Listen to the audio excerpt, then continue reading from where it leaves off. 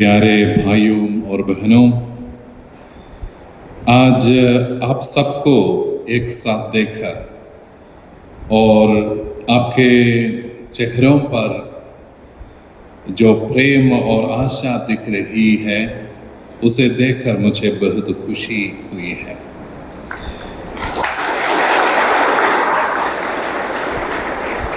सप्ताह की वह एक छुट्टी का दिन आपने ईश्वर के नाम पर इकट्ठा होने के लिए जो बड़ा मन दिखाया है, उसके लिए मैं दिल से अभिनंदन करता हूँ। ये कोई आम समूह नहीं है, बल्कि यह एक पवित्र सभा है जो हमारी जीवन यात्रा में बोझ उठाने वालों को कुछ पल का आराम देती है और हमें आध्यात्मिकता की ओर वापस ले जाती है। मैं इस सम्मेलन को आयोजित करने में पहल करने वाले प्रवासी अपोस्तलेट को, आदरणीय फादर बाबूजी को और उनके सर्व सेवा संघ को और बाकी सभी आयोजकों को विशेष रूप से अभिनंदन करता हूँ। आपकी सेवा दूसरों के लिए आशा बन जाती है।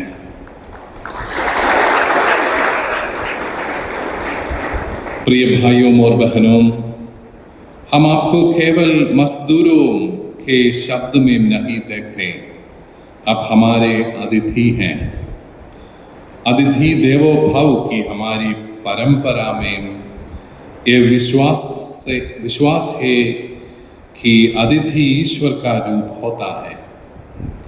भारत के अलग अलग हिस्सों से, अपने घर वालों और गांव से दूर हमारे केरल देश में आए आप हमारी जिंदगी के बहुत ज़रूरी हिस्से बन चुके हैं।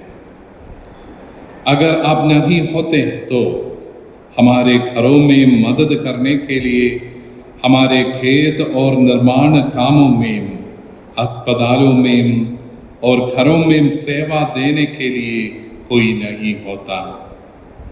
आपकी मेहनत ही हमारे समाज के पीछे काम करने वाली असली शक्ति है। आपकी की हुई सेवा से जैसे आपके माता पिता और भाई बहनों के चेहरे पर मुस्कान आती है, वैसे ही जहाँ आप सेवा करते हैं, वहाँ के लोगों के चेहरों पर भी खुशी के फूल खिलते हैं। प्रियजनों, आज हम यहाँ एक खास उद्देश्य के लिए इकट्ठा हुए हैं।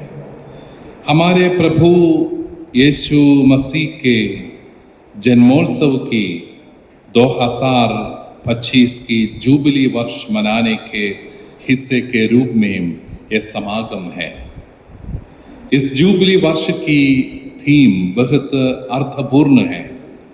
आशा के तीर्थयात्री। आशा वह मानव जीवन का आधार ही है। पोप फ्रांसिस का संदेश हमें हैरान करता है।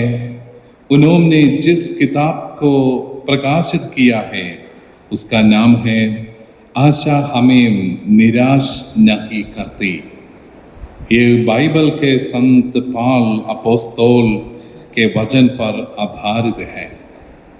आशा हमें निराश नहीं करती, क्योंकि मसीह प्रेम पवित्र आत्मा के जरिए हमारे दिलों में बह रहा है। हमारे जीवन में कई कठिनाइयां हैं। बीमारी, कर्ज का बोझ, परिवार की चिंता, काम का बोझ और गाँव न जा पाने का दुख। बहुतों के पास तो किसी से खुल पर बात करने का भी समय नहीं है। लेकिन याद रखिए, मसीह प्रभु हमें कभी नहीं छोड़ते। उन्होंने ही कहा था, जो मेहनत करते हैं और बोझ उड़ाते हैं, वह मेरे पास आए, मैं तुम्हें आराम दूंगा। ये वचन आपके जीवन के लिए ही है। ये शब्द आपको सहारा देंगे, प्रोत्साहित करेंगे और शक्ति देंगे। आप जो हर एक काम करते हैं, हर एक सोच और पसीने की हर एक बूंद यीशु मसीह की आंखों में कीमती है। हमारी जिंदगी कभी कभी दूसरे देश में अकेली और बेकार लग सकती है, लेकिन मसीह हमें कभी अनाथ नहीं करते। वह हमारा दर्द समझते हैं, वह हमारी कठिनाइयां देखते हैं। उन्होंने ही कहा था, मैं तुम्हें कभी नहीं छोड़ूंगा, तुम्हें कभी अनाथ नहीं करूंगा। आज यह समागम हमें याद दिलाता है कि हम सब आशा की तीर्थयात्री हैं। भगवान ने हमें कब कहीं भी भेजा हो, वहाँ एक उद्देश्य हमारे लिए है। आप जो सेवा करते हैं, वह भगवान की सेवा है। दूसरों से प्रेम करना, एक दूसरे की मदद करना, एक दूसरे को सुनना, यही यीशु का असली रास्ता है। यह याद रखें। अंत में मुझे आपसे इतना ही कहना है, जीवन में कितनी भी कठिनाइयां आए, आशा मत खोना। अंधेरा हो तो भी सूरज फिर से निकलेगा। आंसू हम तो भी वह बीज है, कल उससे खुशी के फूल खिलेंगे।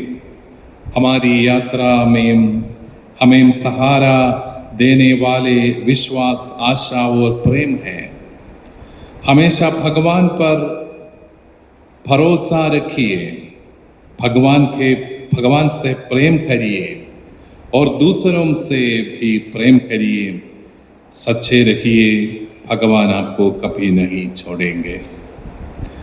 जब आप आगे बढ़ेंगे, आशा और प्रेम से भरी मुस्कान आपके चेहरों पर होनी चाहिए। एक दूसरे का सहारा और छाया बनिए। जब आप अपने गांव और परिवार के पास वापस जाएंगे, तो इस पुण्य वर्ष के आशा के संदेश को दूसरों तक पहुंचाने वाले दूत बन जाना। हमारी प्रार्थनाएं हमेशा आपके साथ रहेंगी। आपके और आपके परिवारों के लिए सभी प्रकार के आशीर्वाद की प्रार्थना करते हुए मैं अपनी बातें यही समाप्त करता हूँ। धन्यवाद। यीशु मसीह समृद्धि से आशीर्वाद दें।